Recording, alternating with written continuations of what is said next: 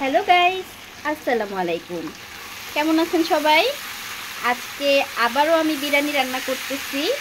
এই চিকেন বিরিয়ানিটা রিদির অনেক পছন্দ। রাহাও খায়, আবার আপনাদের ভাইয়াও পছন্দ করে। মোটামুটি আমাদের ঘরের সবাই এই বিরিয়ানিটা পছন্দ করি। তো এক চুলায় আমি চালটাকে ভাপ দিয়ে নিতেছি, পোলাওর চাল, আর অন্য চুলায় আমি মাংসটা কষাই নিতেছি। আমি সবসময় এরকম করে বিরিয়ানি রান্না করি। তো এই যে মাংসটা কষানো হয়ে গেলে আর চালটা যখন একদম সিদ্ধ হয়ে যাবে, পানি শুকিয়ে যাবে, তখন আমি দুইটাকে মিক্স করে নিব।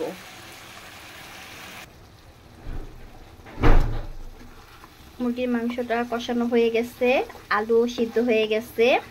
আমার কন্যারা আলু খোর, এজন্য আমি সব সময় মাংস আর আলুটা সমপরিমাণই দিয়ে থাকি। আর এই যে পোলার চালটাও অনেকটাই সিদ্ধ হয়ে গেছে। এখন আমি মাংস আর চাল একসাথে মিক্স করে নিব। এটা রান্না করতেছি অবশ্য রিদি একটা ট্যুরে যাবে, তার ভার্সিটির ফ্রেন্ডদের সাথে সে কক্সবাজার ট্যুরে যাবে।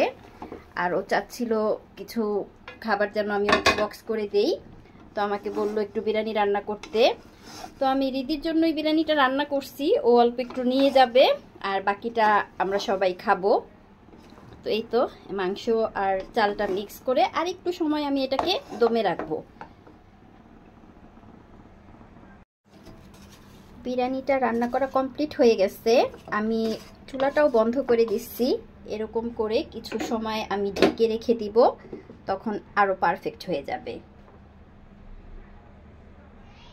আমি রান্না করতেছি চাপিলা মাছ। আমি সবার জন্য বিরিয়ানিটা আগেই রান্না করছিলাম, কিন্তু আপনাদের ভাইয়া এখন আবার কিছু তাজা তাজা চাপিলা মাছ নিয়ে আসছে। তো চিন্তা করলাম ফ্রিজে রাখলে এই মাছের টেস্টটা পারফেক্ট থাকবে না, তাই অল্প একটু মাছ আমি রান্না করতেছি আর বাকিটা অবশ্য ফ্রিজেই রেখে দিছি। তো কেউ খাবে বিরিয়ানি, কেউ খাবে ভাত। তো মাছ যেহেতু রান্না করছি, এখন আর আপনাদের ভাইয়া বা রাহা এরা বিরিয়ানি খাবে না, বিরিয়ানি খাবো আমি আর রিদি। রাহা এবং আপনাদের ভাইয়া তারা দুইজন খাবে ভাত। এই ছিল আমার আজকের বিরিয়ানি রান্না আর চাপিলা মাছ রান্নার একটু ভিডিও। কেমন লাগলো অবশ্যই কমেন্ট করে জানাবেন। আজ তাহলে এখানেই বিদায় নিচ্ছি, আবার দেখা হবে পরবর্তী ভিডিওতে। ভালো থাকবেন সবাই, আল্লাহ হাফেজ।